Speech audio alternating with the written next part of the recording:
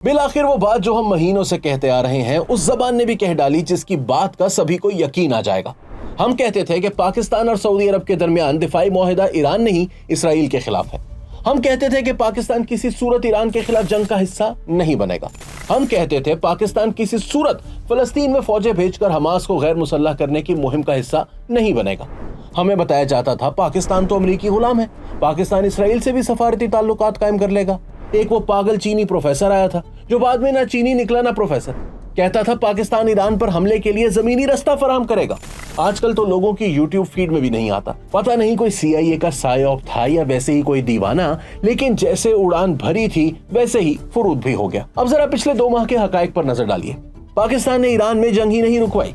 जरा शहजादा तुर्की उल फैसल का Arab News में कॉलम पढ़िए।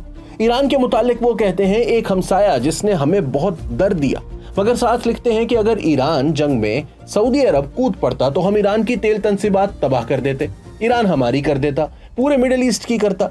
वो लिखते हैं कि यही तो इसराइल का असल प्लान था कि सऊदी अरब और ईरान आपस में लड़े, पूरा खित्ता इस जंग में झोंका जाए और इसराइल खुद खित्ते का चौधरी बन जाए। जरा अल्फाज पर गौर करें। अगर इसराइल का हमें और ईरान को जंग में झोंकने का मंसूबा कामयाब हो जाता तो पूरा खित्ता तबाही और बर्बादी में डूब जाता। हमारे हजारों बेटे और बेटियां एक ऐसी जंग में मारे जाते जिसमें हमारा कोई मफाद ना था। इसराइल खित्ते पर अपनी मर्जी मुसल्लत करने में कामयाब हो जाता और हमारे गिरदो निवाह में वाहिद ताकत बनकर उभरता। इस एक पैराग्राफ में सऊदी अरब के साबिक इंटेलिजेंस चीफ और काइया सफारतकार ने सब कुछ वाज़ेह कर दिया।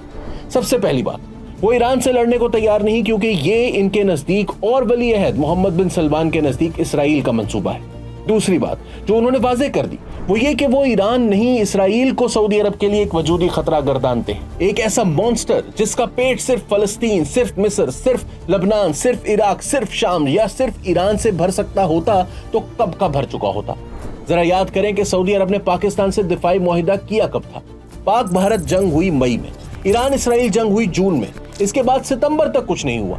लेकिन फिर 9 सितंबर को इसराइल ने कतर में हमास लीडरान पर हमला किया और ठीक 8 दिन बाद 17 सितंबर को पाकिस्तान और सऊदी अरब एक दूसरे से मुआहिदा कर लेते हैं।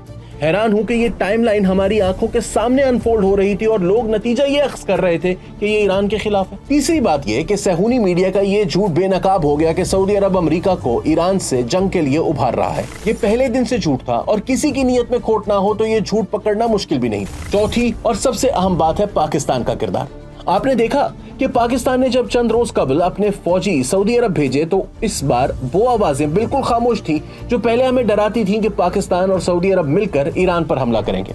आपने देखा कि मुत्तहिदा अरब अमारात ने हमसे $3.5 अरब मांगे तो हमने वापस कर दिए, मगर ईरान के खिलाफ जंग का हिस्सा नहीं बने। अब अगली बात भी सुन लें।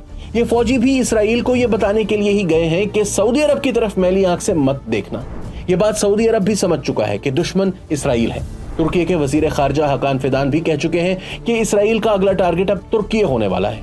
ईरान तो पहले दिन से कायल है। पाकिस्तान अब पूरी तरह से फ्रंट फुट पर खेलने के लिए तैयार है। हमें पता है कुछ लोगों को यकीन अभी भी नहीं आना। ये जंग खत्म होने दे, उन लोगों को भी समझने में देर नहीं लगेगी।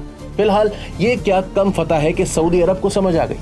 पाकिस्तान को क्रेडिट तो देना पड़ेगा कि इसने सबसे पहले बदलती सूरत हाल को भांपा। इसने देख लिया कि ईरान में रेजीम चेंज नहीं होगी बल्कि पूरे मगरबी एशिया से अमेरिका का ही बोरिया बिस्तर गोल होगा।